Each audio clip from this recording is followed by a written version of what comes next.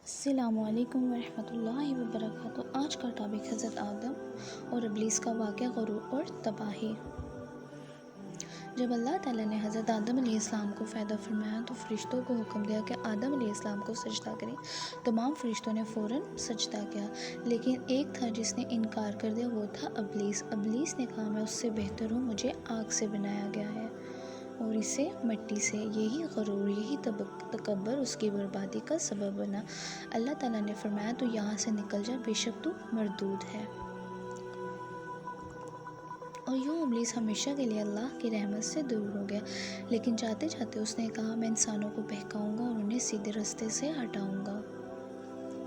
پھر حضرت آدم اور حضرت حوا علیہ السلام کو جنت میں رکھا گیا اور ایک درخت کے قریب جانے سے منع کیا گیا، لیکن ابلیس نے وسوسہ ڈالا اور وہ درخت کا پھل کھا لیا۔ یہ ایک آزمائش تھی۔ حضرت آدم نے فوراً توبہ کی، ربنا ظلمنا انفسنا، اللہ تعالیٰ نے ان کی یہ توبہ قبول فرما لی۔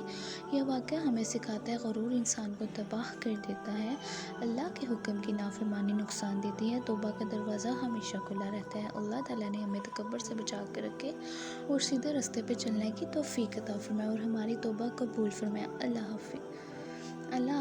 اگر آپ کو یہ ویڈیو اچھی لگے تو لائک کریں، شیئر کریں اور سبسکرائب کرنا نہ بھولیں۔ جزاک اللہ خیر۔ اللہ حافظ۔